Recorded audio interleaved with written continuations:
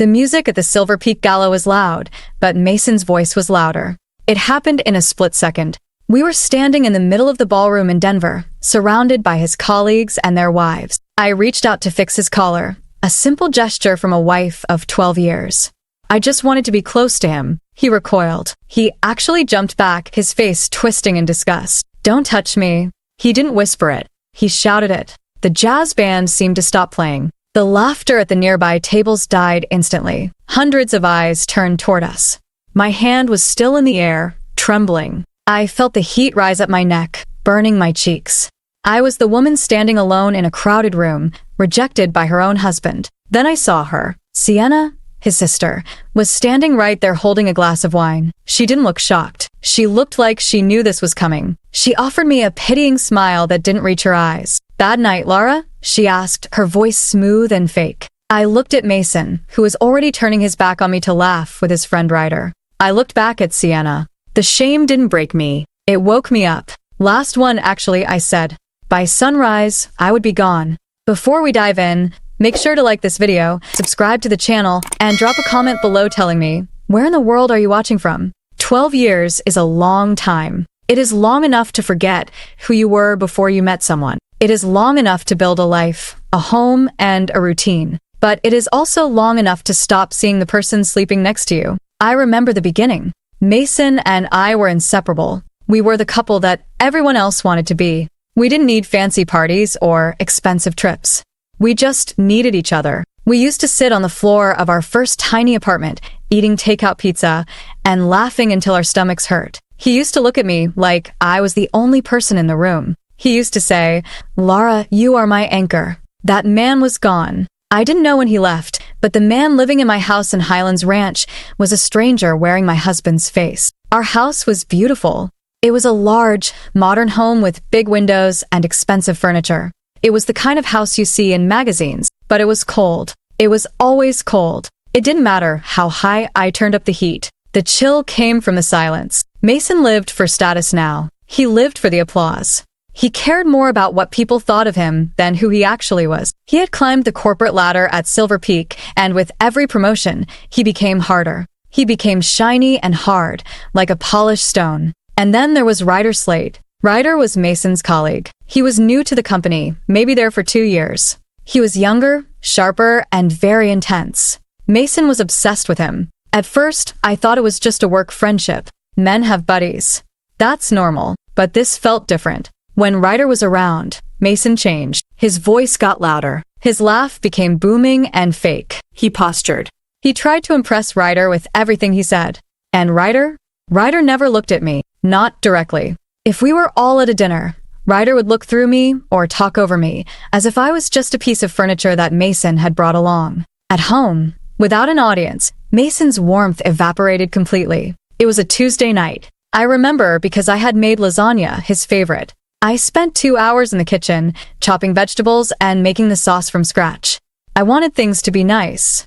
I wanted us to sit down and eat like a normal couple.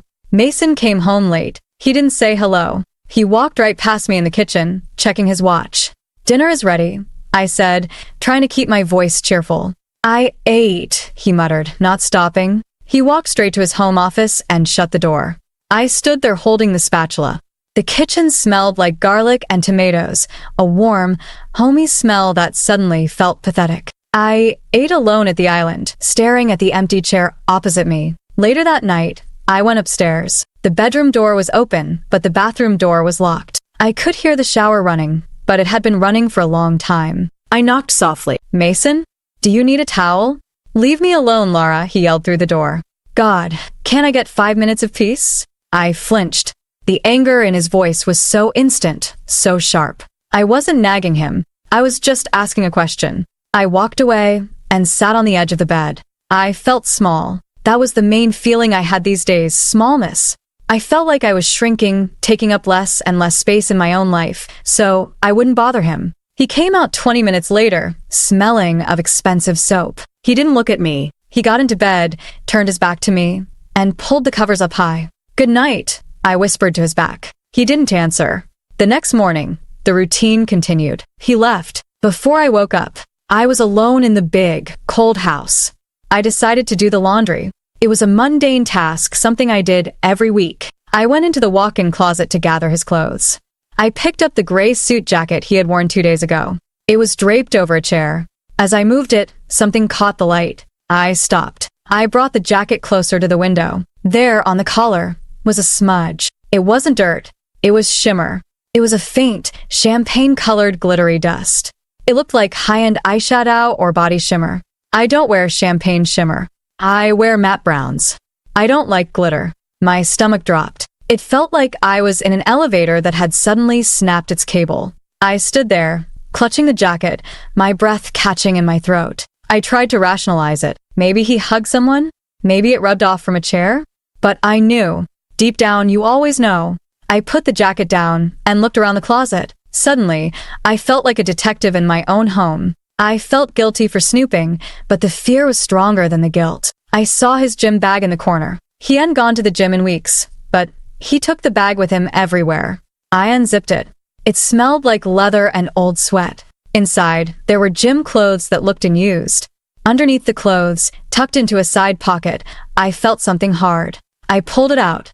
It was a phone. A burner phone. A cheap, black smartphone that wasn't his main iPhone. My hands were shaking so badly, I almost dropped it. Why did he have this? Why hide it? I pressed the side button. The screen lit up. It asked for a passcode. I tried his birthday. Nothing. I tried our anniversary. Nothing. That hurt, even in the panic. Then I tried the date he got his promotion. 0-8-1-2. The phone unlocked. My heart was hammering against my ribs like a trapped bird. I didn't want to look. I wanted to put it back and pretend I never found it. I wanted to go back to being the foolish wife who made lasagna and waited. But I couldn't. I opened the messages. There was only one thread. No name, just a number. The most recent text was from last night while I was eating lasagna alone in the kitchen. Room 519, same place. Don't make me wait. And Mason's reply, I'm leaving now. She's being clingy again. Can't wait to breathe. The air left the room. I sat down on the floor of the closet, surrounded by his shoes and his suits. I read the text again. She's being clingy again. That's what I was to him. Clingy. A burden. A nuisance he had to escape, so he could go to room 519 and breathe. I felt tears running down my face, but I wasn't sobbing. I was silent. I was completely silent. It was a terrible, heavy silence that pressed down on my shoulders. This wasn't just a mistake. Same place meant they had been there before. This was a pattern. This was a separate life. I sat there for a long time. The sun moved across the floor. I heard the refrigerator hum downstairs. I heard a car drive by. The world was keeping on, but my world had just stopped. I looked at the timestamps. He was with this person when he said he was working late. He was with this person when he said he had client dinners. He was with this person while I sat at home wondering what I had done wrong to make him hate me. I realized then that the coldness in our marriage wasn't because we had drifted apart. It was because he had given all his warmth to someone else. And he had left me with the ice. I stood up. My legs felt weak. I took a picture of the text with my own phone. Then, carefully, I put the burner phone back in the gym bag exactly how I found it. I zipped the bag. I hung the jacket back on the chair. I walked out of the closet. I felt different. I felt heavier, but also clearer. The confusion was gone. I knew the truth now.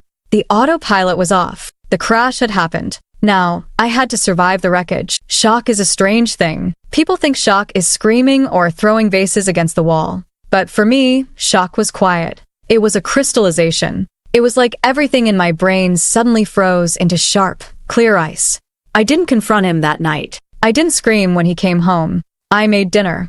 I asked him about his day. I watched him lie to my face. Work was brutal, he said, loosening his tie. Ryder and I are working on this merger. It's eating up all my time. Is Ryder good to work with? I asked. My voice was steady. I was amazed at how steady it was. He's a genius, Mason said, his eyes lighting up. It was the only time he looked happy when he talked about him. He gets it. He understands the pressure. That's good, I said. I'm glad you have support. Inside, I was screaming. But on the outside, I was the perfect, supportive wife. I was playing a part now, just like he was. The next day, I needed to talk to someone. But who? I couldn't tell my friends. I was too ashamed. I couldn't tell his mother. She worshipped the ground Mason walked on. I called Sienna. Sienna was Mason's younger sister. We had always been friendly, if not best friends. She was different from Mason. She was softer, less obsessed with appearances. But she was still a Hayden. She was still part of the clan. "Hey, Lara," she answered. She sounded surprised. "Is everything okay?" "I need coffee," I said. "Can you meet me downtown?" "Please." Something in my voice must have tipped her off. "Okay," she said. "Give me an hour." We met at a small coffee shop on 16th Street. It was busy, full of people typing on laptops and chatting. I liked the noise. It made me feel less alone. Sienna was already there, stirring a latte. She looked nervous. She kept checking her phone. When I sat down, she gave me a tight smile. "You look tired, Lara," she said. "I am tired," I said. I wrapped my hands around my hot cup of tea. I needed the heat. "Sienna, I need to ask you something. And I need you to be honest with me." Sienna stiffened. She looked down at her cup. "Okay. Is something going on with Mason?" It was a simple question. I didn't mention the phone. I didn't mention the text. I just wanted to see her reaction. Sienna didn't look at me. She picked at a loose thread on her sweater. Guilt flashed in her eyes, so clearly it was like a neon sign. "He's stressed," she said carefully. "Work is really intense right now." "It's more than work, Sienna. He's different. He's cold. He hates being home." Sienna sighed. She looked up, and I saw real pity in her face. It made my stomach turn. Pity is worse than hate. Pity means you are pathetic. "Lara, look," she said, leaning in. "Mason has changed. We all see it. Mom sees it too, though she won't admit it. It's Ryder." My heart skipped a beat. "Ryder. Ryder's slate influences Mason more than you think," she said. Her voice dropped to a whisper. "Since Ryder came around, Mason is different. He wants to be like him. He wants to live like him. He's single, he's wild, he has no responsibilities. Mason looks at him and sees freedom." "Freedom from what?" I asked, though I knew the answer. "From the life he built," Sienna said. She reached across the table and touched my hand. Her hand was cold. "Mason feels tied down. Ryder gets in his head. He tells Mason that he deserves more. That he deserves to be unburdened." Unburdened. The word hit me like a slap. Clingy. Burden. It was the same language. "Does Ryder have a room at the Aspen Crest Hotel?" I asked. Sienna's eyes went wide. She pulled her hand back, as if I had burned her. She didn't answer. She didn't have to. Her silence was a scream. "I see," I said. I felt a strange calm wash over me. "Thank you, Sienna." "Lara, wait," she said, panicking. "Don't do anything crazy. Families go through rough patches. Mason just needs to get this out of his system. Mom says." "I don't care what your mother says." I cut her off. I stood up. "I really don't." I walked out of the coffee shop. The Denver air was crisp and thin. I walked for blocks, not knowing where I was going. Sienna knew. The family knew. They were talking about it. "Mason is just going through a phase. Lara is the burden. Let him have his fun." They were watching me drown and discussing how inconvenient my splashing was. I drove home in a daze. That night, Mason didn't come home for dinner. He texted, "Late meeting with Ryder." "Don't wait up." I didn't wait up. I went out to the balcony off our bedroom. It was a cold night. The wind was coming down from the mountains. I wrapped my coat tighter around me. Below me, the lights of Denver twinkled. It looked so beautiful and peaceful from up here. Thousands of homes. Thousands of families. How many of them were like mine? How many women were standing on balconies, realizing their lives were lies? I took the burner phone out of my pocket. I had stolen it from his bag before he left. It was a risk, but I didn't care anymore. I held it in my hand. It was a small plastic thing, but it held the weight of my entire marriage. I unlocked it again. There were new messages. "Ryder, she suspect anything?" "Mason, no. She's clueless. She's just happy I'm working hard." "Ryder, good. "Meet me in an hour. I need you. Mason, I'm yours." I stared at the words. "I'm yours." He had never said that to me. Not in years. I wasn't fighting for his love anymore. There was no love left to fight for. He had given himself away. He had handed his loyalty, his affection, and his intimacy to this man, this Ryder, and he was mocking me while he did it. I looked at the text again. "She's clueless." I felt a spark of anger ignite in my chest. It was a small spark, but it was hot. I wasn't clueless. I was the only one seeing things clearly. He thought I was weak. He thought I was a piece of furniture he could leave in the corner until he decided to move houses. He thought I would just stay there, collecting dust, waiting for him to come back and polish me. He was wrong. I looked out at the dark mountains. I felt the cold wind on my face. It felt Cleansing. okay, Mason. I whispered to the empty air. You want to be unburdened? You want to be free?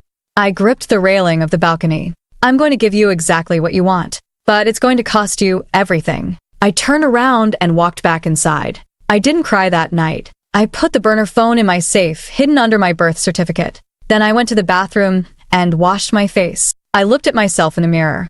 I looked pale. My eyes were dark, but I looked alive. For the first time in a long time, I wasn't just Mason Hayden's wife. I was Lara.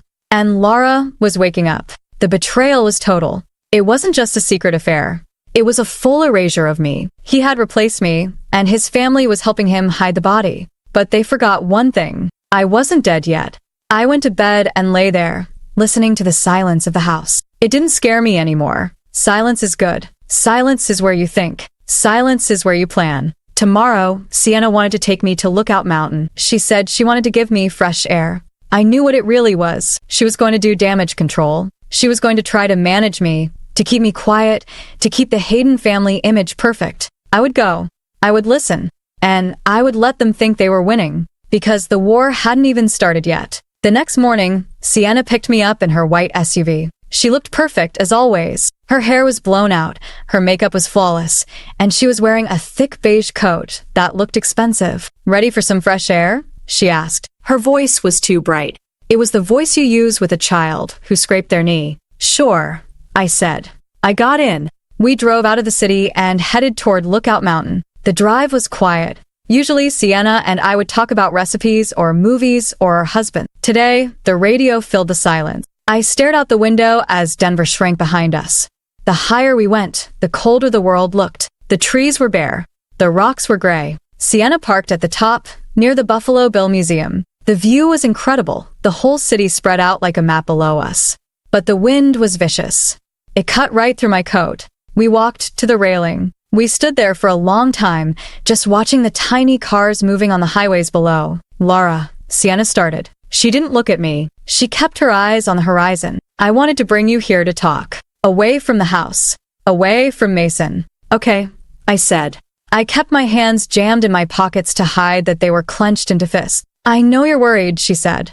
I know things feel off. But you have to understand Mason. He's under a lot of pressure. Being an executive at Silver Peak isn't easy. He carries a lot of weight. I carry weight too, Sienna, I said quietly. She sighed. It was a frustrated sound. I know.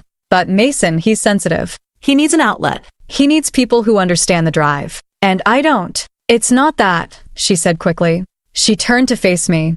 The wind whipped her hair across her face. It's just that sometimes marriage can feel heavy. Mason feels like he can't be himself at home. He feels like he has to perform for you. To be the good husband, the provider. Perform? I laughed, a dry, humorless sound. He ignores me, Sienna. He locks doors. He sleeps with his back to me. That's not performing. That's disappearing. Sienna looked down at her boots. She shifted her weight. I could see the struggle in her face. She wanted to defend her brother, but she also knew the truth. She was stuck between loyalty and reality. It's Ryder, she said again. This time, she didn't whisper. Ryder isn't just a colleague. He's everything to Mason right now. They spend every weekend together. They text constantly. I've seen them. Seen them doing what? I asked. Just being together, she said. They have this language, inside jokes. They shut everyone else out. Last Christmas, remember when Mason disappeared for 2 hours? He was on the phone with Ryder in the garage. I remembered. I had sat alone by the tree, drinking eggnog, telling everyone Mason had a work emergency. Does Mason love him? I asked. The question hung in the cold air. Sienna flinched. I don't know if it's love. It's obsession. It's influence.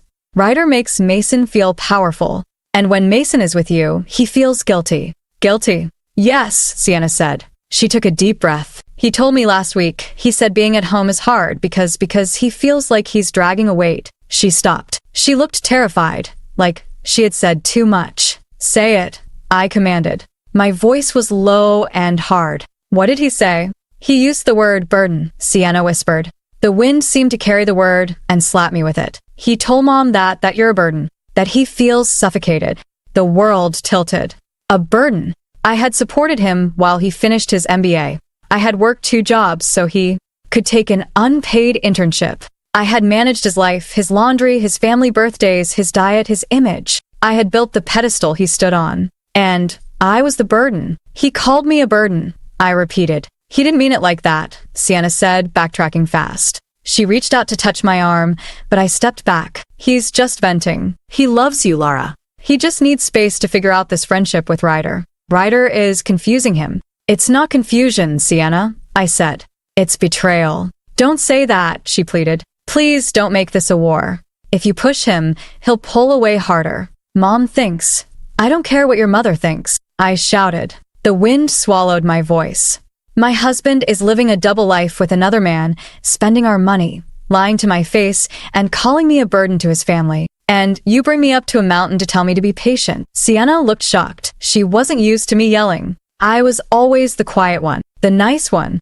I'm trying to help you, she said, her voice icy now. The pity was gone, replaced by the Hayden defensiveness. You're reacting emotionally. That's exactly what Mason talks about. The drama. Drama? I stared at her. My life is falling apart, and you call it drama? Just give it time, she said, checking her watch. Let's go back. It's freezing. The ride down the mountain was silent. A deadly silence. I looked at Sienna's profile. She looked relieved. She thought she had done her job. She had delivered the message. Back off. Know your place. Let Mason do what he wants. She didn't understand. She hadn't fixed anything. She had just handed me the match to burn it all down. The betrayal wasn't a secret anymore. It wasn't just a suspicion in my head. It was real. It had a name, Ryder. And it had a definition, burden. I wasn't a wife to them. I was an obstacle. When I got home, the house felt like a museum. It was perfectly clean, perfectly decorated, and completely empty of love. I walked into the kitchen and poured myself a glass of water. My hands were steady now. The shaking had stopped on the mountain. My phone rang. The screen flashed. Jillian Hayden. My mother-in-law. I stared at the phone. I knew exactly why she was calling. Sienna had called her the minute she dropped me off. The network was active. The hive was buzzing. I answered. Hello, Jillian. Lara, dear, she said. Her voice was smooth, like velvet over concrete. Sienna told me you two had a nice drive. She said you seemed upset. I found out some things that were upsetting, I said. Oh, Lara, she sighed. It was a dismissive sound. You know how men are. They go through phases. Mason is under a tremendous amount of stress. You need to be the rock right now, not the storm. He called me a burden, Jillian, I said. Did you know that? There was a pause. A long, calculating pause. He is venting, she said. Her tone hardened. Mason has a big future. He is going to run that company one day. Ryder's slate is important to that future. Ryder has connections. Ryder has influence. If Mason needs to be close to him to get ahead, then that is what he needs to do. Even if it destroys our marriage? Your marriage is fine, she snapped. Stop looking for problems.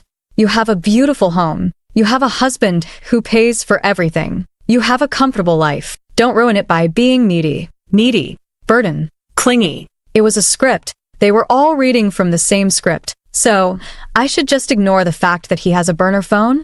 I asked. I should ignore the hotel rooms? Everyone needs privacy, Lara, she said coldly. If you invade his privacy, you push him away. That is your fault, not his. Give him space. Don't hold him back. If you make him choose between his future and your insecurities, he will choose his future. And we will support him. I see, I said. Good, she said. We're having a family dinner on Sunday. I expect you to be there. And I expect you to be pleasant. Mason needs peace. She hung up. I stood in the middle of my kitchen, holding the phone. I felt like I had been punched in the stomach. It wasn't just Mason. It was all of them. Jillian knew. She knew about Ryder. She knew about the hotel rooms. She probably knew about the money too. And she didn't care. To her, I was an employee who was complaining about the working conditions. As long as Mason was successful, as long as the Hayden name looked good, nothing else mattered. They were protecting him. They were enabling him. Mason's deceit was a family project dressed up as concern. I heard the garage door open. Mason was home. I sat down at the kitchen island. I didn't start cooking. I didn't set the table. I just sat there. Mason walked in. He looked energized. He was wearing a new suit, one I hadn't bought for him. He was humming. "Hey," he said, barely looking at me. He went to the fridge and grabbed a beer. Long day. Ryder and I closed a massive deal. Or, well, we're close to closing it. "That's nice," I said. He stopped and looked at me. "What's wrong with you? You look like a ghost." "I went to Lookout Mountain with Sienna today." Mason froze. The bottle was halfway to his mouth. He lowered it slowly. His eyes narrowed. "Yeah? What did she say?" "She said you feel burdened," I said. "She said you feel suffocated." Mason slammed the beer bottle down on the counter. It made a loud clack. "God, can she ever shut up?" he muttered. Then he turned on me. "Look, Lara. It's true. Okay? I feel like I can't breathe here. You're always watching me. You're always waiting for me. It's intense. Ryder is easy. We just hang out. There's no pressure. He's your friend," I said. "I'm your wife." "Exactly," he shouted. "Wife implies obligation. I'm sick of obligation. I just want to live my life." "Then why stay married?" I asked. He looked at me like I was stupid. "Because, Lara, we're married. It's what we do. It's the image. I can't just leave. Think about how that looks." "The image." "Right," I said softly. "How it looks." He didn't love me. He didn't even like me. He kept me around because a divorce would look messy for his career. He kept me around because he needed someone to keep the house clean and play the part of the happy wife at galas. I was a prop.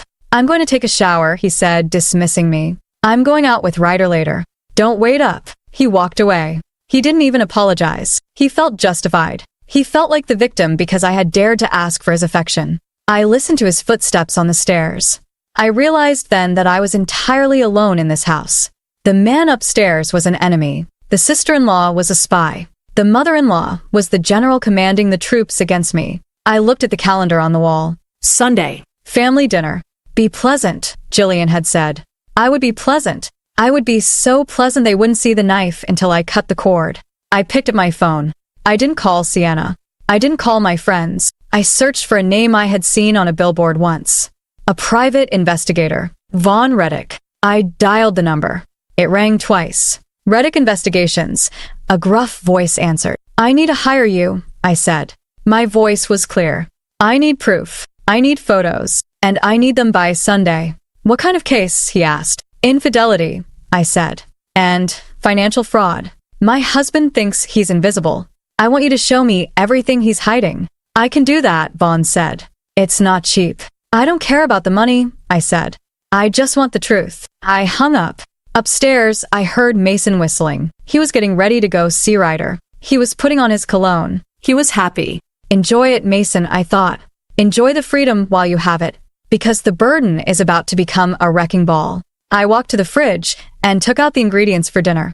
I made a sandwich for myself. I ate it slowly. I wasn't crying anymore. I was done crying. I was planning. The family thought they had me cornered. They thought they could bully me into silence. They thought I was weak because I had loved him. But they forgot one thing about love. When it turns into indifference, it's powerful. But when it turns into justice, it's unstoppable. I finished my sandwich. I washed the plate. I dried it. The war had begun. And I wasn't going to be the victim anymore. I was going to be the witness, the judge, and the jury. 3 days later, I drove to an office building on the edge of the city. It was a gray, nondescript building. It looked like a place where bad news lived. I found Suite 304. Reddick Investigations. Vaughn Reddick was waiting for me. He was a heavy-set man with tired eyes and hands that looked like they had been in a few fights. His office smelled like stale coffee and old paper. He didn't smile when I walked in. He just nodded at the chair opposite his desk. "Mrs. Hayden," he said. His voice was gravelly. "Have a seat." I sat down. My purse was in my lap. I was gripping the strap, so hard my knuckles were white. "Did you find anything?"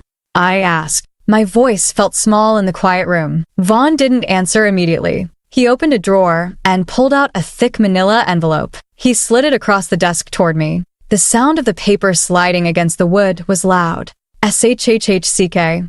I did what you asked," he said. I followed him for 48 hours. It wasn't hard. He's not being careful. I stared at the envelope. I knew what was inside. I knew it would hurt. But knowing it and seeing it are two different things. "Open it," Vaughn said gently. I reached out. My hands were shaking. I undid the clasp and pulled out the stack of glossy 8 by 10 photographs. The first photo was taken from a distance. It was the entrance of the Aspen Crest Hotel, a luxury hotel, very expensive. Mason was walking through the revolving doors. Ryder was right next to him. They were laughing. Mason's head was thrown back, his mouth open in a wide, genuine laugh. I touched the photo. I hadn't seen him laugh like that in 3 years. Not with me. With me, he was silent. With Ryder, he was alive. I flipped to the next photo. This one was closer. They were in the hotel lobby, waiting for the elevator. They were standing close. Too close for friends. Ryder's hand was resting on the small of Mason's back. It was a possessive touch. It was comfortable. It was the way a husband touches a wife. Mason wasn't pulling away. He was leaning into it. I felt a wave of nausea rise in my throat. I swallowed it down. Keep going, Vaughn said. I flipped to the third photo. This one was taken the next morning. They were leaving the hotel. Mason was wearing a blue flannel shirt. I froze. I stared at the shirt. I knew Mason's closet better than I knew my own face. I bought his clothes. I washed his clothes. I folded his clothes. Mason did not own a blue flannel shirt, but I had seen that shirt before. I had seen it on Ryder at the company picnic 2 months ago. Mason was wearing Ryder's clothes. The intimacy of it hit me harder than the hand on the back. Wearing someone's clothes means you woke up there. It means you were comfortable enough to borrow their skin. It means you are a unit. They act like they don't care who sees, Vaughn said. He leaned back in his chair. They had brunch on the patio. They held hands under the table. I got a shot of that too.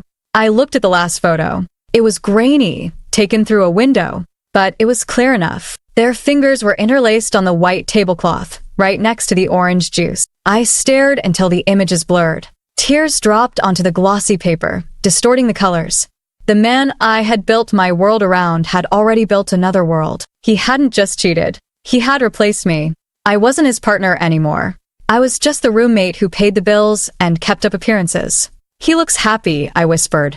It was the most painful realization of all. He looks like a man in love, Vaughn said bluntly. He didn't sugarcoat it.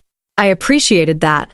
And he looks like a man who thinks he's untouchable. He thinks I'm stupid, I said. His whole family thinks I'm stupid. Cheaters always think they're smarter than everyone else, Vaughn said. That's how you catch them. Arrogance makes people sloppy. I put the photos back in the envelope. I felt heavy. My body felt like it weighed 1,000 pounds. But my mind was clear. The maybe was gone. The misunderstanding was gone. The hope was dead. Thank you, Vaughn, I said. I took out my checkbook. What do I owe you? The retainer covers it, he said. But Mrs. Hayden, be careful. I looked into the finances a bit, just surface level. There's money moving. Big money. I looked up, pen hovering over the checkbook. What do you mean?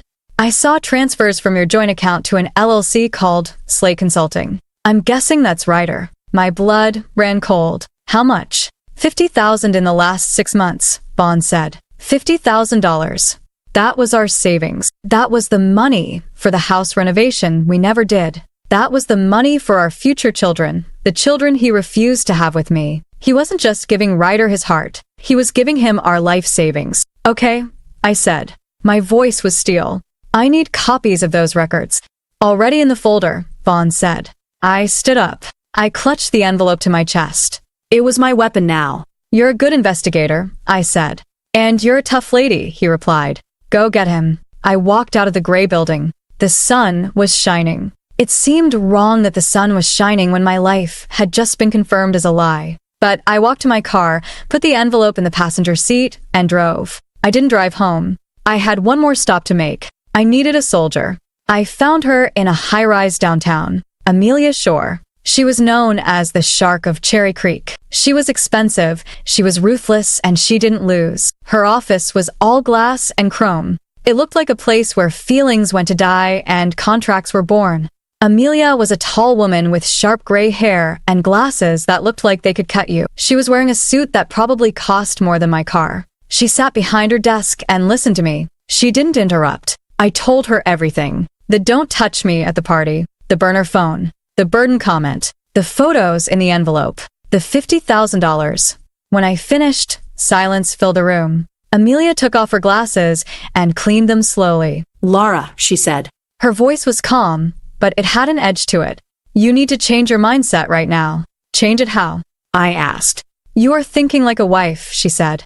You are hurt. You are betrayed. You are wondering why he doesn't love you. She put her glasses back on and looked me dead in the eye. You need to stop being a wife. You are not in a marriage anymore.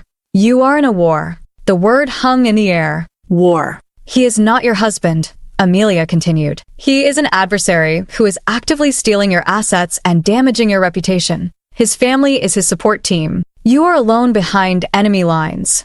If you act emotional, you lose. If you act strategic, you win. I want to win, I said. Good. Here is the map, she said. She pulled out a yellow legal pad. First, we freeze nothing yet.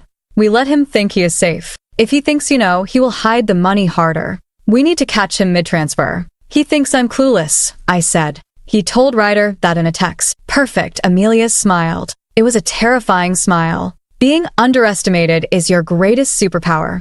Be the clueless wife. Cook his dinner. Wash his clothes. Ask him about his day. Smile when he lies. That's going to be hard, I admitted. It will be the hardest acting job of your life, she said. But every time you want to scream, remember the $50,000. Remember the word burden. Use that anger. Turn it into discipline. We spend the next 2 hours mapping every move. Step 1, finances. Amelia would subpoena the bank records, but I needed to find any physical documents at home. Receipts, credit card statements he hid. Step 2, documentation. I needed to record conversations. Colorado is a one-party consent state. That meant as long as I was part of the conversation, I could record it without him knowing. Step 3, the family. I had to play nice with Jillian and Sienna. I had to let them think their gaslighting was working. This Sunday, I said, there is a family dinner. They want me to be pleasant. Go, Amelia said. Be the most pleasant person in the room. Bring a dessert. And bring your phone with the recorder app on. I left Amelia's office feeling different. When I left Vaughn's, I felt heavy with grief. Leaving Amelia's, I felt light with purpose. I had a mission. I drove home. It was late afternoon. Mason's car was in the driveway. I took a deep breath. Acting job, I told myself. Showtime. I walked inside. Mason was on the couch, watching sports. He looked relaxed. He looked like a man who had no consequences. Hey, I said. I forced a smile. Sorry I'm late. I was running errands. Whatever, he said, eyes on the TV. Did you pick up the dry cleaning? I did, I said. And I got those steaks you like for dinner. He glanced at me, surprised. Oh. Okay. Cool. He was expecting me to be sulky. He was expecting the needy wife. When I offered him a steak, he relaxed. His guard dropped. Ryder might stop by later, he said casually. We need to go over some presentation slides. My heart hammered, but my face didn't move. Okay. Do you want me to make enough for 3? No, Mason said quickly. We'll be working in the office. Just keep the noise down, okay? Of course, I said. I'll be upstairs reading. I went to the kitchen and started cooking. I seasoned the steaks. I chopped the potatoes. I was the perfect domestic picture. An hour later, Ryder arrived. Seeing him in person, knowing what I knew, was physically painful. He walked in with that arrogant stride. He was handsome, I could see that. But his eyes were cold. When he looked at me, there was a flicker of mockery. Hey, Lara, he said. House looks good. Hi, Ryder, I said pleasantly. Mason is in the study. Thanks, he said. He brushed past me. He didn't even offer to take his shoes off. He walked into the study and shut the door. I waited 5 minutes. Then I took my phone out of my pocket. I opened the voice recorder app. I slipped off my shoes, so I was in my socks. I crept down the hallway. The study door was thick, but there was a gap at the bottom. I could hear their voices. They weren't talking about presentation slides. I sat on the floor, holding the phone near the crack under the door. She's totally fine today, Mason was saying. I think she finally got the message. Mom really chewed her out. Good, Ryder's voice. We can't have her sniffing around right now. The transfer for the condo clears on Monday. We need that cash. The condo. They were buying a condo. With my money. Don't worry, Mason laughed. It was a cruel sound. She's easier to guide than I expected. A little praise, a little steak dinner, and she'll follow anywhere. She's pathetic, really. I bit my lip so hard, I tasted blood. Pathetic. Just keep her happy until the divorce papers are ready, Ryder said. We need the prenup to hold. It will, Mason said. She won't fight. She doesn't have the guts. I pulled the phone back. I stopped the recording. I had it. Pathetic. Buying a condo. Divorce papers. I stood up silently. My legs were trembling, but not from fear. From rage. He thought I didn't have the guts. He thought I was a pathetic follower. I walked back to the kitchen. The steaks were sizzling in the pan. I flipped them. I wasn't going to fight him with screaming or crying. I wasn't going to give him the satisfaction of seeing me break. I was going to wait until Monday. Until the transfer. Until the family dinner. I was going to serve him this recording like a main course. I plated the food. I sat down at the island and ate my dinner alone, listening to the muffled laughter coming from the study. Laugh now, Mason, I thought, because you have no idea what's coming for you. Sunday arrived with a gray sky. It looked like it was going to snow. I dressed carefully for the family dinner at Jillian's house. I wore a soft blue dress that Mason used to like. I curled my hair. I put on lipstick. I looked like the perfect, obedient wife. Inside, I was a wire pulled tight, ready to snap. Ready? Mason asked. He was checking his reflection in the hallway mirror. He seemed annoyed that he had to go, but he was also calm. He thought he had me under control. Yes, I said. I made the apple pie your mom likes. Good, he said. Just try to be normal today, okay? No drama. No drama, I promise. We drove to Jillian's large estate in Cherry Hills. The driveway was lined with expensive cars. Sienna's SUV was already there. When we walked in, the air was thick. It smelled of roast beef and expensive perfume, but underneath, there was the smell of a trap. Jillian greeted us at the door. She kissed Mason on the cheek warmly. She gave me a stiff hug, barely touching me. Lara, she said. You look well. Thank you, Jillian, I said. We moved into the living room. Sienna was there, sitting on the floral sofa. She looked nervous. She wouldn't meet my eyes. Let's sit, Jillian said. She didn't suggest we go to the dining room. She pointed to the chairs in the living room. This wasn't a dinner. This was a court-martial. I sat down. I placed my purse on the floor next to my feet. The voice recorder app on my phone was already running. Lara, Jillian began. She sat with her back straight, looking like a queen on a throne. We wanted to have a talk with you. As a family. Okay, I said. My hands were folded in my lap. We are worried about you, she said. Sienna told me about your outburst on the mountain. She said you were shouting. She said you were making wild accusations. I looked at Sienna. She was studying her fingernails. I was upset, I said calmly. It is more than just being upset, Mason jumped in. He was standing by the fireplace, looking down at me. You've been paranoid for weeks. Checking up on me, questioning my friendships. It's not healthy, Lara. Honestly, it's scary. Scary? I asked. Yes, Jillian said. We think you might be having a breakdown. The stress, maybe it is too much for you. We think you need help. Professional help. I understood the game immediately. They were painting me as the crazy one. If I was unstable, then anything I said about Ryder, anything I found about the money, could be dismissed as the ravings of a sick woman. It was a strategy to discredit me before I could speak. You think I'm crazy because I asked why my husband is spending all his time with another man? I asked. See, Mason threw his hands up. There she goes again. Obsessed with Ryder. It's sick, Lara. He's my colleague. He's my best friend. He's a bad influence, I said. He is a successful businessman, Jillian snapped. And he is helping Mason's career. You should be grateful. Instead, you are jealous. You are trying to control Mason because you are insecure. We just want what's best for you, Sienna piped up, her voice weak. Maybe you should go stay at that wellness retreat in Arizona? Mom offered to pay for it. Just for a few weeks. To clear your head. A few weeks. Just enough time for them to move the money. Just enough time for Mason to finalize the condo purchase. Just enough time to file for divorce while I was locked away in a wellness retreat, looking like an abandoned wife. It was cruel. It was calculated. And they were all in on it. I don't need a retreat, I said. You are not acting rational. Jillian raised her voice. You are being ungrateful. Mason works himself to the bone to provide this life for you, and you treat him like a criminal. You are driving him away. I am not driving him away, I said softly. He left a long time ago. Stop it, Mason yelled. I am right here. I am paying the bills. I am the one suffering. I looked at him. I looked at his red face, his angry eyes. I looked at Jillian's cold, hard stare. I looked at Sienna's cowardice. I didn't scream. I didn't cry.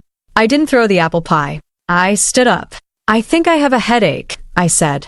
I'm going to go wait in the car. We aren't finished, Jillian said. I am, I said. I picked up my purse. I walked out. As I left, I heard Mason say to his mother, "See? She's impossible. She completely shut down." "Don't worry." Jillian's voice drifted into the hallway. "We will handle her. We just need to get her to sign the papers for the retreat." I walked out into the cold air. I got into the passenger seat of the car. I stopped the recording. I played back the last 10 minutes. "Jillian, we think you might be having a breakdown." "Mason, it's sick, Lara." "Sienna, go stay at that wellness retreat." It was perfect. They had given me proof of their gaslighting. They had proven that they were conspiring to send me away. I sat in the dark car and waited for Mason. I felt a strange sense of peace. The family meeting hadn't broken me. It had freed me. I didn't owe these people anything anymore. Not loyalty. Not kindness. Not silence. They wanted a war? They just handed me the ammunition. Monday morning moved with the precision of a clock. At 9 a.m., Amelia Shore filed the divorce petition. It wasn't a standard filing. It was a fault divorce, citing adultery and dissipation of marital assets. At 9:15 a.m., Amelia filed a motion to freeze our bank accounts. She attached the records Vaughn had found, the $50,000 to Slate Consulting, the hotel receipts. At 10 a.m., I sat in my living room. I wasn't cleaning. I wasn't cooking. I was sitting at the dining table. On the table, I had laid everything out. The photos of Mason and Ryder holding hands. The photos of Mason wearing Ryder's shirt. The bank statements highlighted in yellow. The burner phone. I waited. Mason usually came home around 6 p.m. Today, he came home at 2 p.m. I heard the car screech into the driveway. He slammed the car door. He stormed into the house. He had been served at work. In front of everyone. "Lara," he screamed. "Where are you?" He ran into the dining room. His face was purple. He was holding the papers in his hand. "What is this?" he shouted, shaking the papers at me. "Are you insane? You filed for divorce? You froze the accounts." "Hello, Mason," I said. I didn't stand up. I stayed seated, my hands resting on the table. "You can't do this," he yelled. "I have a transfer pending. You froze my money. Do you know how embarrassing this was?" The process server walked right into the boardroom. "It's not your money," I said. "It's our money. And you were stealing it." "I wasn't stealing anything. You're crazy." "This is exactly what Mom said." "You're paranoid." "Am I?" I pointed to the table. Mason looked down. He saw the photos. He saw the picture of him and Ryder entering the hotel. He saw the picture of their hands on the table. He saw the highlighted bank transfers. His face went from purple to white in a second. All the air seemed to leave his body. He dropped his hand. The papers fluttered to the floor. "Lara," he whispered. "Where did you get these?" "It doesn't matter," I said. "What matters is that I know. I know about room 519. I know about the clothes. I know about the condo you were buying with Ryder on Monday." He stared at me. He looked like a trapped animal. It's not what it looks like," he stammered. "Ryder is he's a friend. We were just—" "Stop," I said. "Don't insult me. Not now." I picked up my phone. "I have one more thing," I said. "From Sunday night, when Ryder came over." I pressed play. Ryder's voice. "She's totally fine today. I think she finally got the message." Mason's voice. "Don't worry. She's easier to guide than I expected. A little praise, a little steak dinner, and she'll follow anywhere. She's pathetic, really." The recording filled the silent room. "She's pathetic, really." Mason flinched, as if I had hit him. He looked at the phone, then at me. "You recorded me?" he asked. "Yes," I said. "And I recorded your mother yesterday, when she tried to convince me I was having a mental breakdown so you could steal the rest of our money." Mason sank into a chair. He put his head in his hands. The arrogance was gone. The future CEO was gone. He was just a liar who had been caught. "You betrayed me," I said. My voice was steady, but tears pricked my eyes. Not for him, but for the time I had wasted. "You didn't betray me by loving someone else, Mason. If you were gay or bisexual or just fell out of love, you could have told me. We could have handled it with dignity." I stood up and leaned over the table. "You betrayed me because you thought I was weak. You thought I was stupid. You thought you could use me, take my money, mock me with your lover, and I would just sit there and smile." He looked up. His eyes were wet. "Lara, please. We can fix this. I'll stop seeing him. It's too late, I said. Amelia has the evidence.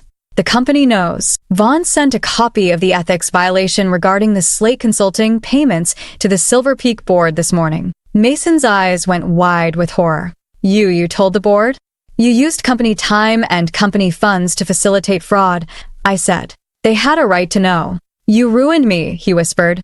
My career, it's over. No, Mason, I said. I picked up my car keys from the table. You ruined yourself. I just turned on the lights. I walked past him. He didn't try to stop me. He was broken. I walked to the front door. I took off my wedding ring. It felt heavy in my hand. I placed it on the entry table right next to the bowl where he kept his keys. Goodbye, Mason, I said. I walked out the door and didn't look back. The fallout was fast. By Wednesday, Mason was suspended from Silver Peak pending a full investigation into the financial irregularities. The Slate Consulting payments weren't just marital fraud, they were a conflict of interest that violated company policy. Ryder's slate vanished. He resigned via email and disconnected his phone. He didn't stick around to support Mason. As soon as the money stopped and the trouble started, the love evaporated. Mason was left alone to face the wreckage. Jillian tried to call me once. I didn't answer. I blocked her number.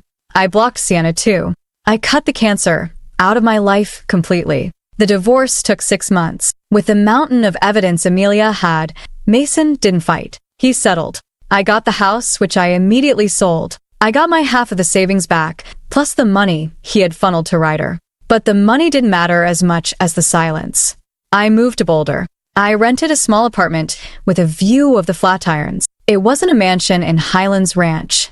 It didn't have a 3-car garage or a formal dining room. It had wooden floors, big windows, and it was mine. On my first night in the new apartment, I sat on the floor of the living room. I hadn't unpacked yet. Boxes were stacked around me. I had a glass of wine in my hand. The sun was setting, casting a warm, golden light across the mountains. I thought about the last 12 years.